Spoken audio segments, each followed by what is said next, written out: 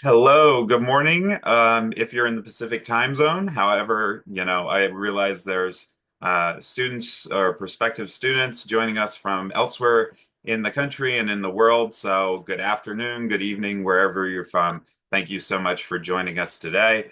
Um, for our second Insights from an Admissions Officer webinar, my name is Dave. I'm an admissions officer here at UC San Diego, and I primarily work with students in the local San Diego area. In today's session, our goal is to share helpful information that will help you through the application process and hopefully ease some of your concerns along the way. The content we will cover is relevant for both first-year applicants and transfer students.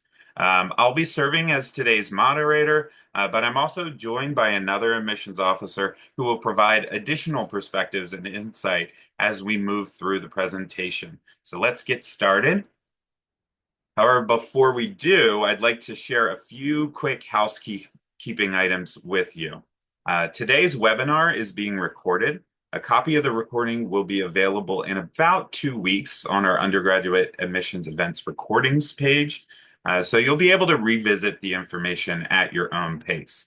We'll begin with some general context and highlight the topics that we'll be covering. Shortly, we'll enable the Zoom Q&A feature. Once it's open, you're welcome to submit your questions as we go. Please keep questions general. Since this session is meant to be sort of a broad and helpful to all attendees, for personal case-specific questions, we encourage you to use our Contact Us form so our team can provide more tailored assistance to you. Just a reminder, all submitted questions are visible to all the rest of the attendees with the session. Because the session is just 60 minutes, we'll keep our presentation brief but helpful. We also have staff in the background answering questions in the chat. While we might not be able to respond to every question, you're welcome to follow up with our undergraduate admissions team afterwards using the Contact Us form under the resources on our website. We'll be happy to connect you with and direct you to the right campus department. If you'd like to enable captions, click the live transcript icon in your Zoom toolbar and select Show Captions. If we have any family members or other guests joining, please note that UC San Diego, in line with UC policy, can only share student-specific admissions information directly with the applicant. So students, you're the one who must reach out for clarification, and we appreciate your understanding and cooperation with this policy. And again, thank you so much for joining us today. Also, before we dive in, I want to share a few quick highlights. Our events team has curated an exciting lineup of webinars for you each week. We encourage you to visit the undergraduate admissions events page located under the visit section of our website, and you can see it here on the screen. This upcoming month, we'll be hosting special spotlight webinars featuring our academic schools and departments, along with Friday in-person events. A great opportunity to explore campus if you're in the area.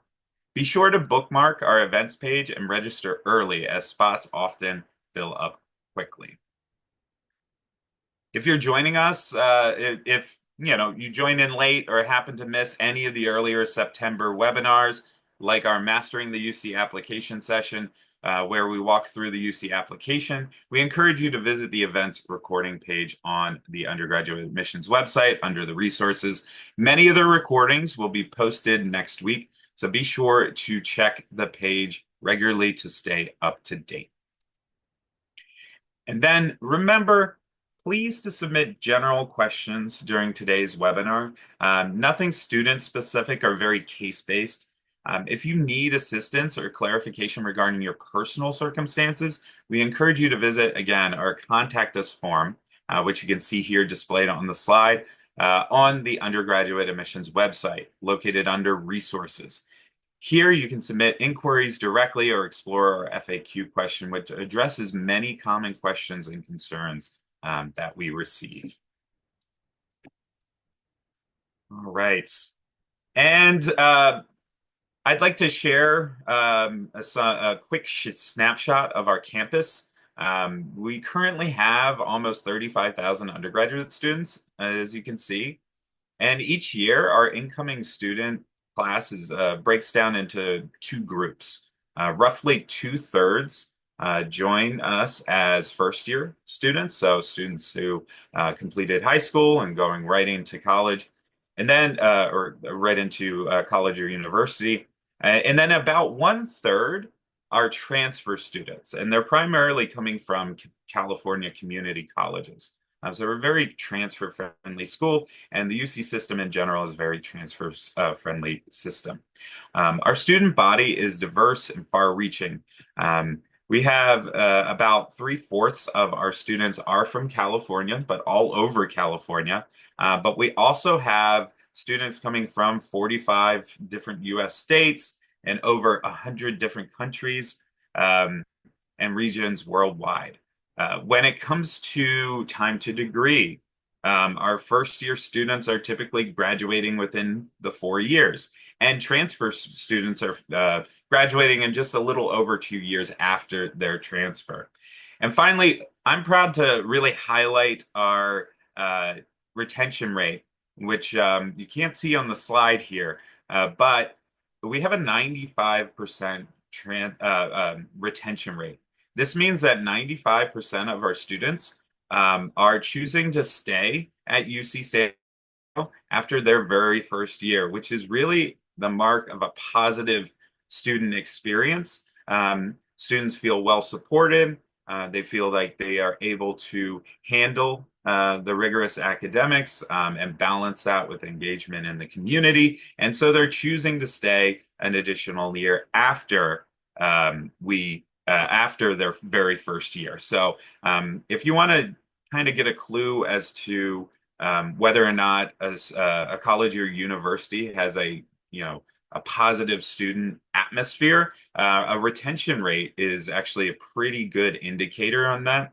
And to put the 95% into perspective, the national average for 4 year institutions is closer to 82%. So we are well above that benchmark. And remember, that just highlights that our students are very strong, feel like they're very well supported, and that they're able to succeed academically. All right. And so I also wanted to take a moment to share a snapshot of this most recent year's admissions data. As you can see, we received a lot of applications. We're second most applied to school in the country. Of those who applied, about 28% were admitted. And this kind of highlights the competitive nature of our admissions process. Shared here is the middle 50% range for GPA, and this represents the UC GPA, which is that 10th and 11th grade grades with added weight given to more advanced coursework.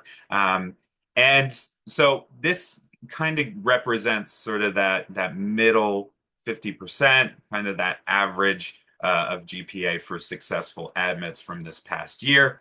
It is important to note that every admission cycle is a little bit different. So these numbers are going to fluctuate from year to year. Now, that was first years. I do want to talk about transfer admissions data as well.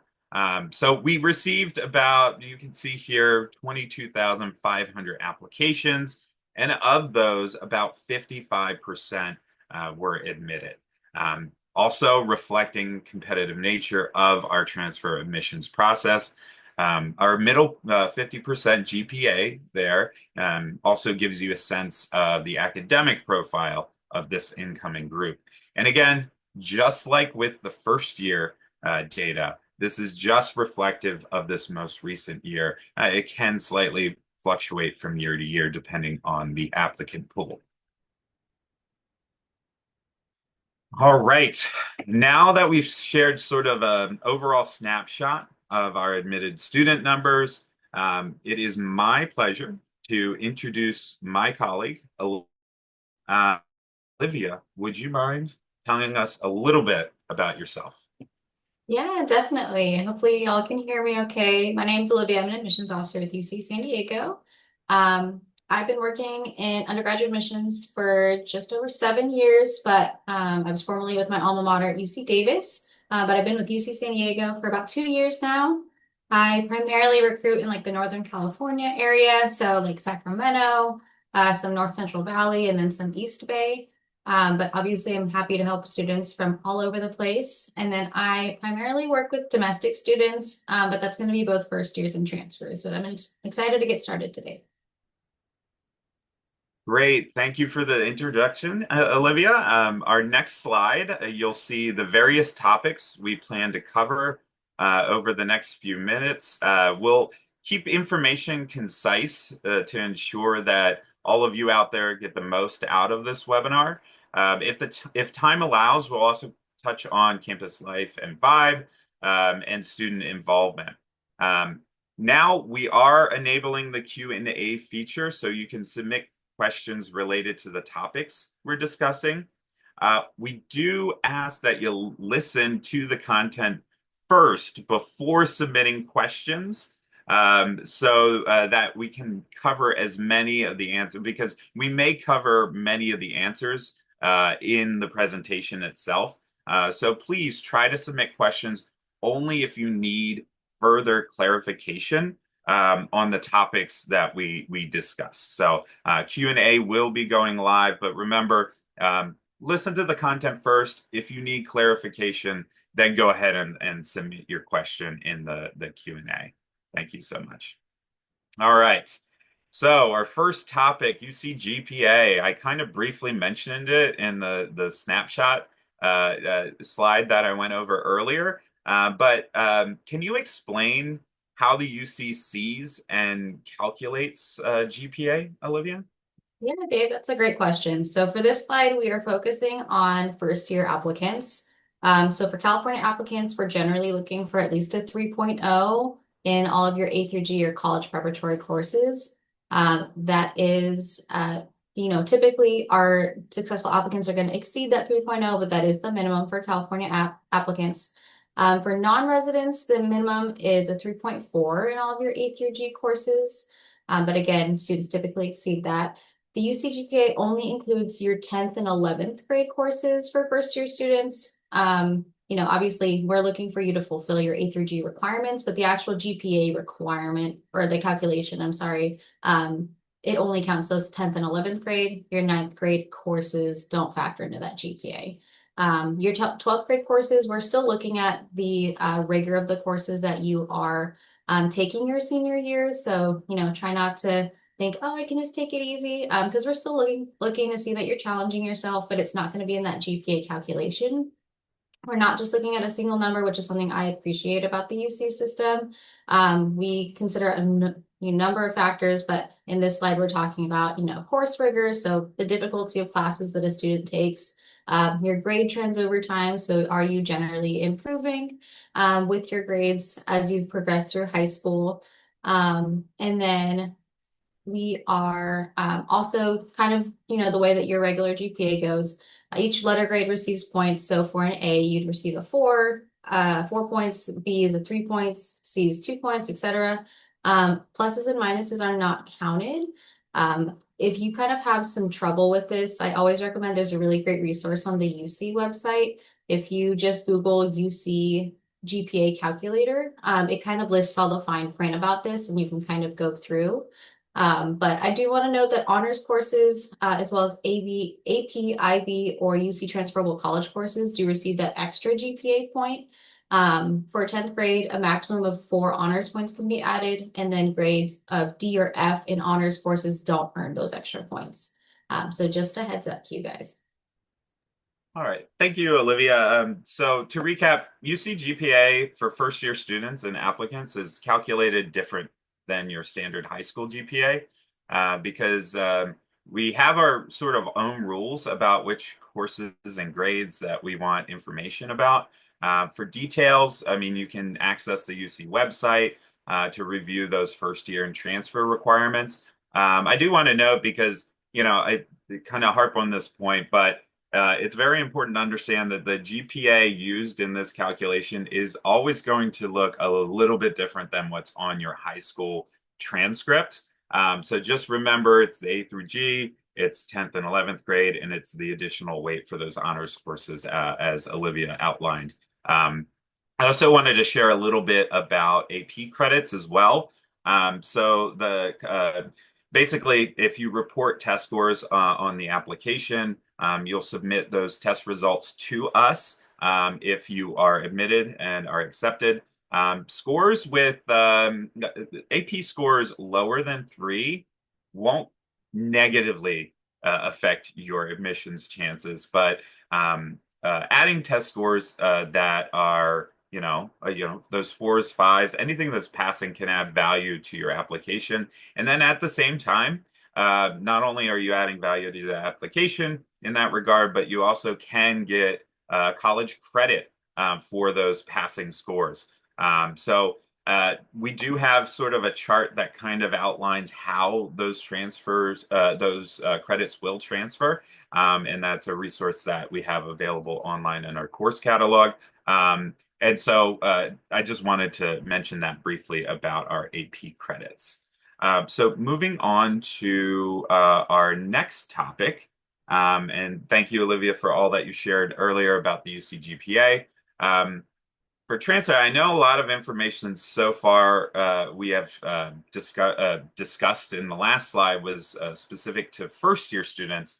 So I did want to shift gears a little bit and discuss some key tools and requirements for transfer students. So if we could talk a little bit about some information on transfer requirements and some of the resources that students have available to help them on their transfer journey, Olivia. I know that's a big topic, but I'm sure you can tackle it. Yeah, definitely. I love talking about transfer because it's definitely a great option, especially if you're not quite ready to hop right into a 4 year after you graduate from college or from high school, excuse me. It's early here in California. But regardless of your major or the UC campus that you're applying to as a transfer, we do want you to meet those minimum UC transfer requirements that you can see on the screen here.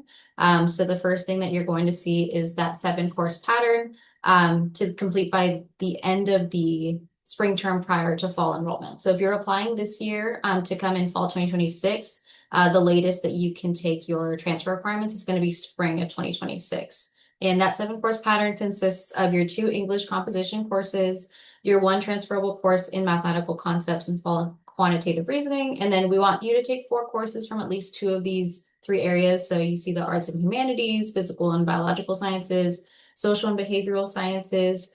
For students that are completing CalGETC or iGETC, those typically do overlap with the 7 course pattern, but it is not the same. So the requirement is the 7 course pattern. iGETC, CalGETC is not an admissions requirement. So I just want to make students aware of that. Secondly, we do also want you to complete at least 60 semester or 90 quarter units of UC transferable credit. And I'll kind of tell you in a second about how you can tell if it's transferable or not. And then that's also going to be at least a 2.4 GPA in your UC transferable courses, and then a 2.8 if you're a non-resident. Keep in mind that some campuses and majors might require higher GPA for admission. So at UC San Diego specifically, we typically look for at least a 3.0 GPA because we are a selective campus. Meeting the minimum is not enough. Exceeding it definitely is going to make you look more competitive as an applicant, in addition to ensuring that you've completed those minimum requirements. And then if you are interested in any of the majors that are on the screen here as a transfer student, you are going to need to take additional classes. It's called major preparation courses. So you do also need to complete those by the end of the spring term prior to entering.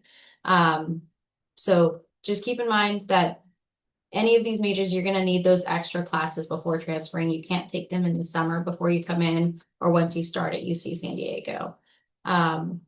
Major preparation coursework, again, by the end of that spring term. Assist.org is going to be a really great tool to see how those courses articulate in addition to the major preparation page on our website. So I always tell students to use both of those pages because, for example, biological sciences, on Assist, it will show you that you need organic chemistry, but for admissions purposes, you only need the general chemistry series in addition to other courses. So assist.org is a great one. Applicants are screened for the number of prep courses completed, the grades earned, and then that cumulative GPA. That are not meeting those major preparation requirements may be considered for an alternate major if you meet the campus selection requirements. If you're applying and you select a major that for both your first and your alternate choice majors that both require major preparation, make sure that both of those are completed because we don't admit transfers as undeclared. So just keep those in mind. Thank you so much, Olivia. A lot of great information. A couple of points I will just like reiterate is these requirements are by the end of spring 2026, right? Summer coursework. I'm sorry, that doesn't apply to your provisions for admission. So please make sure that those are wrapped up by the end of spring. And also, you mentioned you give good advice about using the major prep website in conjunction with Assist. Because, like you said, if you go right to assist, you can get confused and end up thinking you have to take a lot more courses than you actually do have to take. So I also want to highlight some additional tips for transfer students. Every course must be UC transferable. That counts towards your eligibility, right? So non-transferable courses don't contribute to that cumulative GPA or those requirements that we mentioned. And again, you want to use tools like Assist. Our team works very closely with other schools to ensure that new classes and courses are updated and accurately reflected on Assist. Also, make your counselor your primary resource. We work really closely with our partners in the community colleges to help keep students on track and up to date with the requirements. For grades, you want to aim for at least a C or probably better, right? As Olivia mentioned, we're looking more for a 3.0 or above. So the more you can do to boost that GPA, the more competitive you will be for UC admission. You'll also need to maintain good academic standing for your last regular term at your college or university that you're transferring from. Um, Even if you have that minimum GPA, if you have a sort of below a 2.0 in that final semester, you would not be considered in good academic standing. So it's important that once you apply and if you get in, that you still maintain those solid grades in that last semester that you attend. And then also, it's also strongly recommended that you complete sort of those math and English requirements early, ideally by the end of the fall term, 1 year prior to your UC enrollment. And that helps you stay on track because the other four courses of the seven course pattern tend to be a lot easier to satisfy. Um, Whereas the math and those two English courses are very more specific and they're absolute, you know. So it's important to try to get those done as early as you can in your transfer journey. So we are going to move on a little bit to focus on a particular aspect of the UC application that we actually get a lot of questions on. And this is sort of a great opportunity to highlight some of the things in your academic performance or some explanations to provide additional context to your academics. Olivia, could you give us some essential information or what students need to know when they're filling out the UC application and they get to this additional comments section? Yeah, definitely. So just to first preface, this pertains to both transfer and first year applicants. So both of you are going to have the opportunity to fill out the additional comment section should you choose. It is optional. But this section pretty much lets students briefly explain any grades or personal situations that affected their academic performance. Generally, we want you to keep it brief because the section does have a 550 character limit, which is roughly 100 words. So it is not a bonus PIQ response. So just a heads up. In fact, some students do often use it incorrectly. So just focus on that academic performance, any like personal situations that may have affected your academic performance.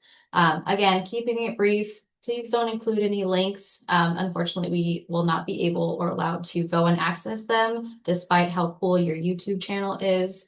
And then, try not to provide any extra course details or extracurricular information. This section is for explaining personal situations or grade discrepancies that impacted your GPA. For example, maybe you had a gap in your schooling due to deployment or personal circumstances. Maybe when you're applying as a first year, you switched high schools with fewer AP options, which affects your highest possible GPA calculation. Maybe you got, lower grades in ninth grade due to adjustment challenges, and then you improve strongly in your 10th and 11th grade classes, as well as the fact that if you attend a high school that has an unorthodox grading system, often students will kind of paste in a blurb that was provided to them by their counselor that explains exactly how their grading system works. So those are just a couple of the things, but generally keeping it brief and then only using it if you really feel that you need to. Yeah, thank you, Olivia. Yeah, it is optional. Don't feel like you need to, but again, it's there if you need it to provide additional context to explain anything academic related. And then there's also a section at the end of the PIQs as well. As Olivia said, it's not an additional PIQ. It's just anything that you want us to know that provides additional clarification and context to both your academic side and maybe your personal circumstances on the outside. That's the space to share it. And it's important if you feel like those gaps in education, like right those non-standard or non-linear academic patterns, right? That's the spot to be able to provide that clarification and context. If you want to explain any grade inconsistency, that's the place you can do to tell that story so that the admissions officer who is reviewing your application gets a little fuller picture as to what's going on. That's the place to share it. So we're going to move on then to another section of the application that many students have questions and concerns about. This is the activities and awards section is such an important part of the application because it gives us information about who you are outside of the classroom, right? We want to get to know you and how you're using your time outside of the classroom. So Olivia, can you sort of walk students through how they can use this section to their advantage and what the UC is really looking for in this section? Yeah, definitely. So, again, both the first years and transfers are going to have an activity and awards section. So this advice will pertain to both of you, both groups of students, but I do just want to preface, generally for first years, it's really going to be that holistic review approach. Versus transfer students, we utilize your activity and awards and your PIQs to kind of give us context. But most of your admissions evaluation is going to be based on those grades and your coursework and completing the requirements. But again, this pertains to both since you have to fill it out, but the way that we view it as admissions officers is going to differ based on the group. But again, it will ask you to split your activities into the following categories. So if you haven't seen it yet, that's going to consist of your awards or honors, educational preparation programs, extracurricular activities, other coursework that are non-A through G, any volunteer community service, or any work experience that you might have done. So many students think that a standout application has to focus just on awards, honors, school clubs, but that's not true. We receive really strong applications where the main highlight is work experience, whether that's, within the household or something that you completed, like a part-time job. We do a holistic review, so we do understand that students come from different backgrounds and involvement looks different for everyone. That's one thing that I really appreciate about the UC system as a whole. Work experience is valued just as much as sports or clubs. That's why we ask you to include hours worked so we can kind of see your level of commitment there. You can also share any lessons that you've learned from your jobs or activities in your PIQ responses, since there are so many meaningful skills that can come from your early work experience. At the end of the day, there are only so many hours left in the day, so how you spend your time outside of academics does help us understand your fit and then any potential contribution to the UC San Diego community.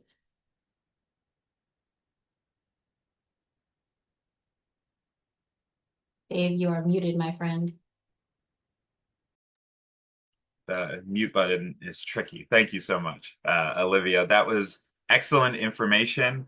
I appreciate your insights in that. I do want to reiterate that students tend to think that certain extracurriculars or certain involvement outside of the classroom is going to be valued by an admissions officer over the other, right? Like there's a pecking order to which extracurriculars involvements outside of the classroom really count. But again, as Olivia mentioned, it's really about just seeing what you're doing outside of classroom, and there's a tremendous amount of value that can be taken from your application when we're talking about work experience and that sort of thing. So there's no one particular type of activity that's going to be prioritized over the other. I also want to give a few additional tips for students, which are also on the screen. When you're filling out the activity section, you want to just answer the basics. So like if you're a leadership position, who did you lead? Who did you impact, right? What did that activity or club or organization serve? What were your responsibilities? What skills did you gain from it? Where did this activity take place? Was it in school? Was it out in the community? Did you continue with that or did you stop? Why? Just to answer these basic questions. You don't have to be really wordy when it comes to that, but make sure you're listing this and not just explaining what the club or the organization does, but really focus on your involvement in those particular things. Use strong verbs. Think of it sort of like a resume, right? Because it really is a resume of what you're side of the classroom. So you want to, use action style words to really show your impact. If there's, show numbers, right? Include those quantitative details whenever possible to sort of highlight scope and results. So, if so that we kind of understand the context of what you've accomplished within that activity or organization, and then spell everything out. Uh, Avoid the use of acronyms. We don't know all the clubs and programs or organizations by their shorthand. We know a good bit of those, right? Because we encounter a lot of them, but we don't know everything. So always write out full titles so that we can fully understand the participation that you're trying to convey to us. This will give us a full picture of what your involvement really is and the impact that you have had. So again, avoid acronyms when it comes to that. We're going to shift gears a little bit and talk about what UC San Diego has to offer, focusing on topics that we often get questions about, like selective majors, screen majors. Can I double major? I get that question so many times when I'm out there talking to students. A little bit of context about our academic programs. UC San Diego offers over 160 majors across 10 academic schools, providing students with a wide range of options to explore their interests. You can see a full list of the majors and their requirements on our undergraduate admissions website. So all of those programs are outlined. Our programs cover all areas. We have a reputation of being like a STEM school. However, we have wonderful opportunities across the board, including in like the arts and humanities. But it's important to note that some of our majors are selective, which may impact admission if the student chooses them as their first choice major on the application, because on the application you will have to identify your major choice.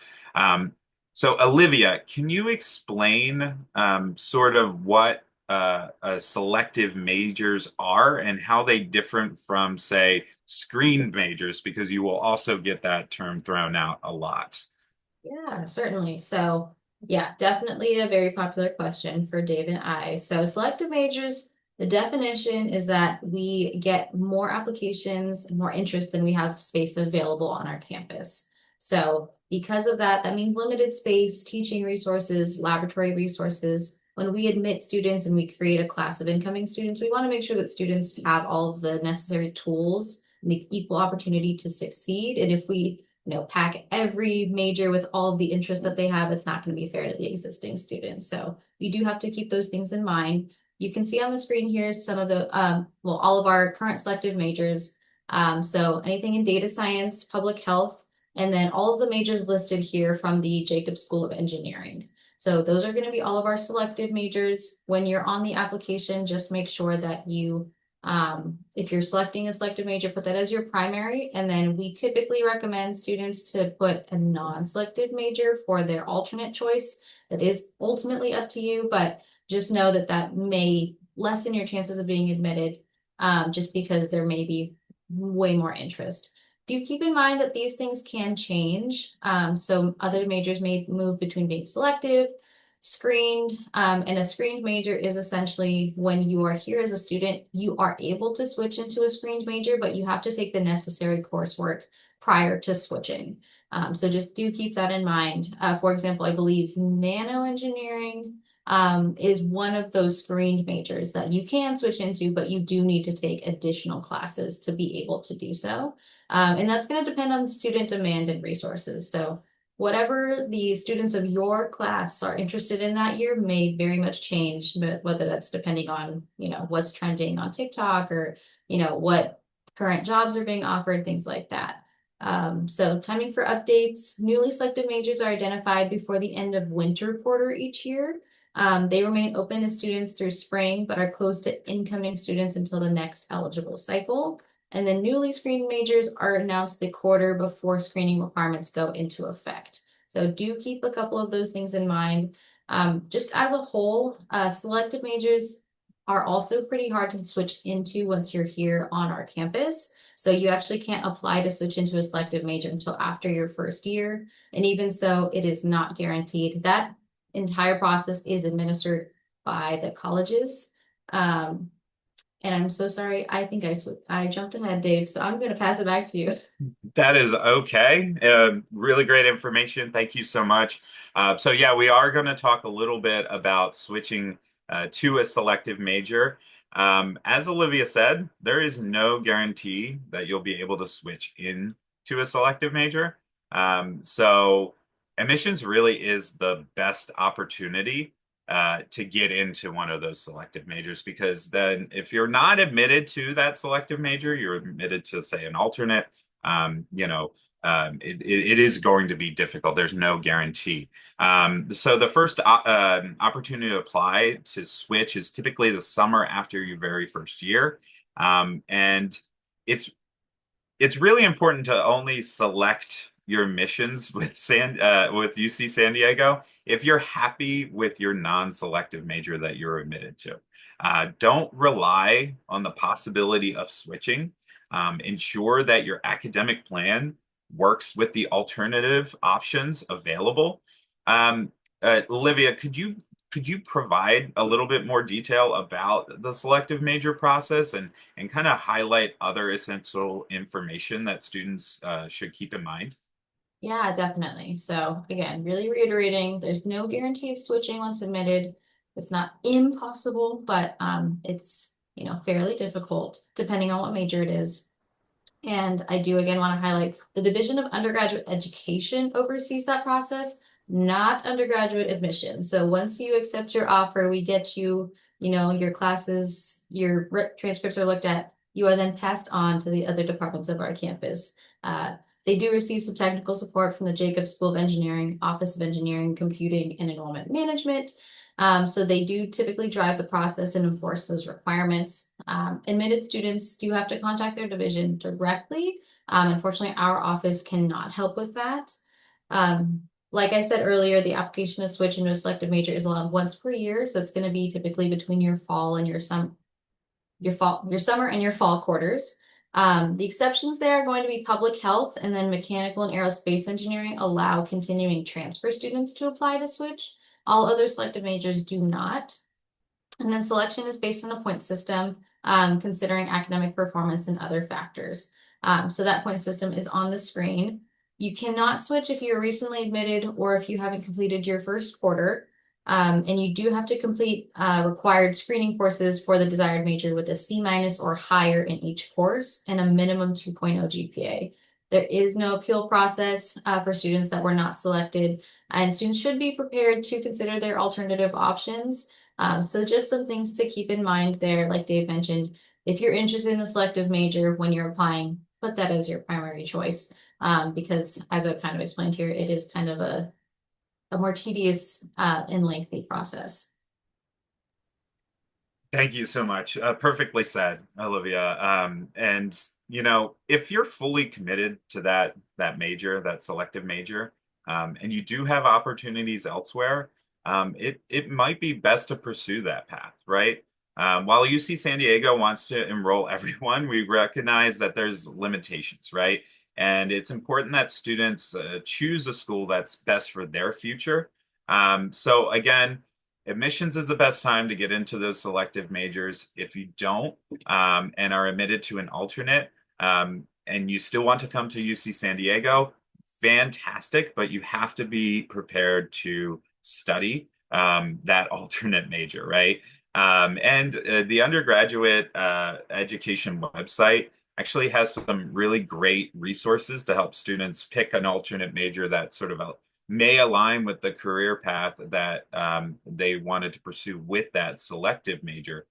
So for more details, visit that undergraduate website, education website, especially their FAQ section and their selective majors information and related policies.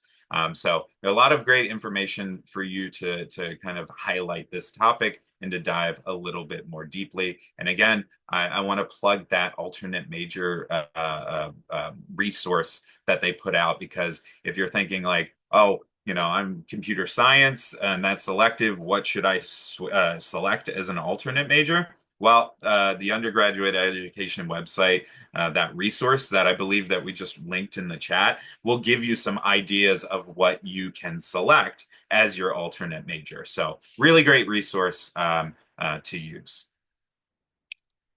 Okay, so now that we talked about selective majors, there's this new term, screened majors. I don't know if it's necessarily new, but it's another sort of term that we use that students can get confused about and kind of want a little bit more information. Olivia, can you explain what a screened major is? Yes, certainly. So before I get started, for my students who are half listening, screen majors are for continuing students. You don't have to worry about this necessarily when you're applying. So that's the first thing I want to say. So I mentioned a little bit earlier, but to reiterate, screen majors require students to complete the required screening courses for their desired major if it's designated as screen with a C minus or higher in each course. Screening courses are set by those individual departments to ensure that students have the necessary foundational knowledge that they need for success at UC San Diego. So you want to check those department pages for specific screening course requirements for each major. You do have to have at least a 2.0 UC GPA to switch into a screened major. And then again, like I said at the beginning of this slide, you do have to be a continuing student at UC San Diego. So basically after your first quarter here. Um, eligibility by student type. So new first year freshman admits or NFRS students are enrolled for 1 to 6 quarters, excluding summer, may request to change their major. And then for transfer students, typically transfer students don't change majors after matriculation. So after they come to UC San Diego due to the time to degree considerations. At the department's discretion, transfer admitted students may switch to a screened major after completing a set of screening courses, which include transfer major preparation courses that we mentioned earlier. within their first 1 to 3 quarters, depending on department limits. But for my transfers, because we do want you to graduate within those 2 years generally, try to, highly consider what you might be interested in studying once you get here so you don't have to really worry about that switching process. Yeah, thank you so much, Olivia. And again, you don't have to worry about it at this point. Some additional information about enrollment status is that eligibility applies to full-time or part-time students during the fall, winter, and spring quarters. Summer quarters do not count. Quarters with full withdrawal or non-enrollment also do not count. So there's a lot for students to keep in mind when they're considering screen majors. But again, that's only when you are actually a continuing student on campus. Let's move on to a topic that we're seeing a lot of interest in among incoming students, double majoring. So, Olivia, can you explain how students can double major and the benefits of doing so? Yes, certainly. So, you do have to be in good standing to petition to double major. You also will submit what's called a statement of purpose, explaining your reasoning to complete 2 majors. Obviously, in order to double major and get, those 2 degrees, you do have to complete and meet all the requirements for both majors, which include 10 upper division courses or 40 units that are quarter units unique to each major. So just keep those things in mind. Certainly, it has benefits. So it's going to expand your knowledge, skills, career opportunities. You can gain an expertise in 2 distinct fields, getting a really well-rounded education from a top-notch university. And for example, some students will do computer science and business economics, and that's going to give them technical skills and, business acumen. Or philosophy and economics. You can get those analytical and ethical problem solving skills. It increases your career flexibility, especially in today's economy with, some interdisciplinary skills. I do want to highlight some challenges and considerations because it's not, just all roses, because you will have an increased workload. So more courses, more exams, more projects. You will then have less flexibility for electives or maybe work experience just due to the additional required courses. So it may be a trade-off for some students because you may not be able to get that extra internship or research opportunity. There are certainly students that can do it all, and I'm convinced that they are some kind of superhero because I cannot imagine having that much energy. So just do consider those things when you're thinking about double majoring. So I already mentioned a couple of these requirements, but you do also want to complete the 2 majors within 6 quarters for transfer students. Keep in mind there are 3 regular quarters in an academic year, and then summer session, and then 12 quarters for first year students. So there are some caveats here. So the 2 majors may not be both within the School of Engineering or within a single department without undergraduate council approval. So, typically within the same department or even within the School of Engineering, a lot of those major requirements are going to very much overlap. So it's almost like you're unfairly double dipping. But that entire double major process is approved by the department. So you won't declare a double major when you're applying to UC San Diego is something I want to say. You'll, pick one major, you'll be admitted for, that major, your alternate major, or undeclared if you're a first year. And then after you're here, you'll go through the process of double majoring. So it's not something you necessarily have to worry about the process right now, but know that it is possible at UC San Diego. Great. Thank you so much for that information, Olivia. We do have a few more slides left, and we may go slightly over time. So if you have time, please join us and please stay. If not, you can always access the rest of the webinar using the events recording page that we highlighted earlier. But we're going to move on to a topic that students want to hear about because it can be a little confusing for them. We touched on the colleges briefly in our first Admissions Insight webinar back in September. But Olivia, since we have a new audience today, can you explain sort of what makes each college different and how students should rank them on the UC application? Yes, definitely. So if you were half listening, again, time to tune in because this is really important information that confuses some students. First thing I want to note, admissions does not admit you based on your college rankings. So students are admitted first and then they're matched to a college. Your college selection or ranking does not impact that admissions decision. So you can kind of, sigh of relief right there. Colleges are about kind of shaping your experience, not your major. So you can be any major in any one of the 8 colleges. So do keep that in mind. You will have the opportunity to rank the colleges on your UC application, and students do so for different reasons. So first of all, one difference between the colleges is that they're all going to have different philosophies, so different vibes, and then those different philosophies will shape their general education requirements. So each college has a different general education or GE requirement. So that's one reason that students might rank colleges in terms of preference. You might have a preference over the philosophy that the college emphasizes. So maybe you're really into, like global citizenship and stewardship. So maybe Roosevelt College is for you, or maybe you're really into how technology is really shaping the world. Maybe Six colleges for you. There's a lot of really great like student content online, just like not sponsored by UC San Diego, but students just sharing their experiences in their colleges that I'd recommend checking out on like YouTube and stuff like that. We also have some stuff on our YouTube channel that's helpful. Other things that students might choose a college based on is proximity to campus center. So all the colleges, they kind of have their own neighborhoods on our campus. Generally, they're all along Ridgewalk with the exception of, I want to say it's Warren, but maybe consult a campus map before taking my word for it. And then maybe your dorm style or the amenities or food options. Every college does have its own dining commons, and you can eat within any of those dining commons. You're not limited to any of them, but maybe you really like sushi and you really want to be close to the college that has sushi in their dining commons. Maybe that's how you're ranking them. I'm not going to judge you because I love food. So just a tip, read your college's GEs and philosophy, determine your best fit, especially my transfer students out there, because there is a college that does not allow, I guess, you to clear all of your lower division GE requirements. Yeah, perfect. Thank you so much, Olivia. Great information. I also want to highlight some important updates for the fall 2026 applicants. So this year, students will have the option to rank their top four. On the UC application in prior years, we required all students to rank all 8.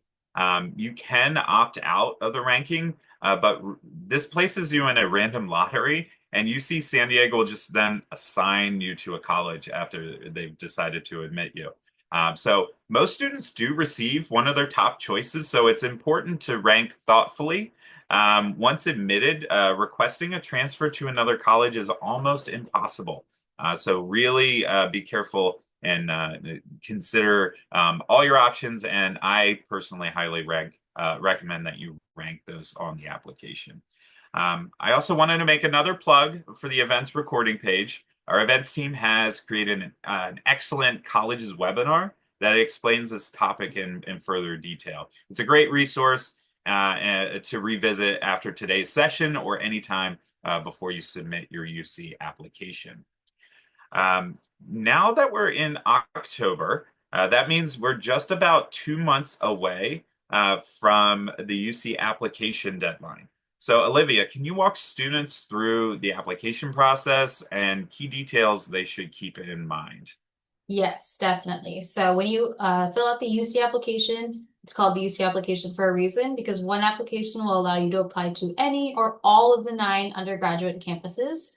The application is now online, so as of yesterday, and then it is going to close on December 1st. So December 1st is the very last day that you can submit your UC application. Keep in mind that December 1st deadline is for this fall 2026 cycle only.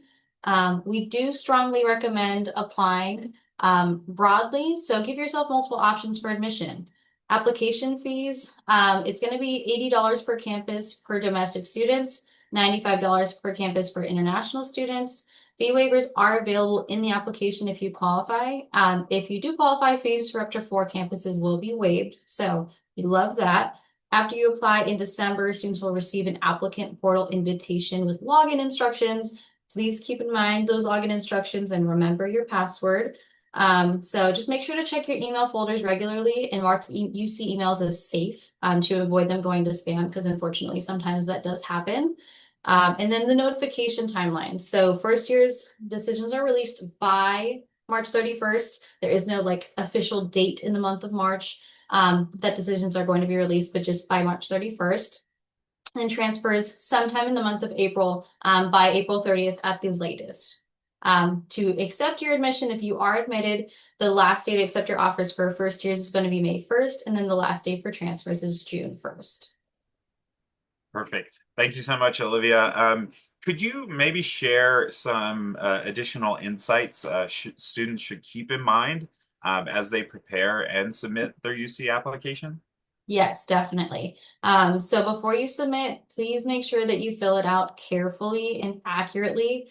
Read each section thoroughly, check for errors or discrepancies. Small mistakes can create confusion, and you can't really go back and change things.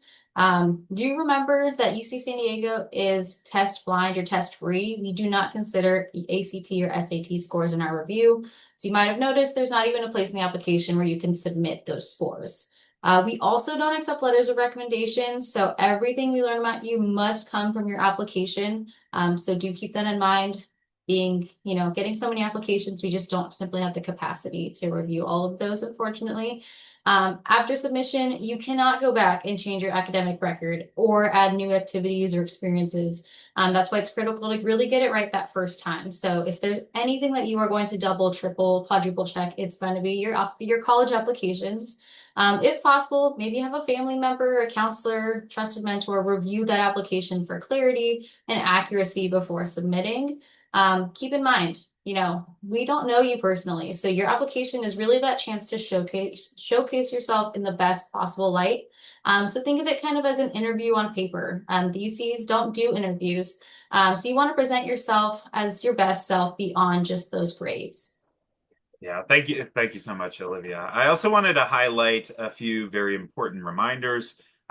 Once you submit your application, you can't unsubmit it or retract it for any reason, and duplicate applications will automatically be canceled. There's no way around this. Each campus will notify you of its admissions decision by March 31st. Some may release earlier, some later, but all decisions will be finalized by that date. So after you submit, you'll be invited to log into your applicant portal. It's essential that you monitor your portal regularly, especially around decision time. All official communication, whether it's requests for documents, emails on updates, or invitations to special events, will come to you through that portal. The portal is also where you find resources to guide you through the next steps of the admissions process after the decisions are released. Um, Thank you again, Olivia, for joining us today and all the wonderful insight that you provided us today. We had a ton of information that we had to cover, and we did it in as timely manner as we could. If you have any specific questions or concerns, we encourage you to reach out via our contact us form, where our staff can review your inquiries in detail and provide guidance. If you enjoyed this event, we once again we want to inform you that we have a variety of events scheduled, such as our Transfer Thursday webinars and a Spotlight webinar featuring the Schools of Arts and Humanities on October 15th. We also have one additional webinar coming up where we'll get additional insights from us. So our next session will focus on different topics tailored to the types of questions students like you submit ahead of time. So don't forget to visit our events page to register for upcoming webinars. We also have some in-person events in November, and we hope that you'll be able to join us on campus to get an even closer look at UC San Diego. Thank you all so much for attending this webinar. We hope you found it helpful, and we look forward to connecting with you soon. Thank you so much.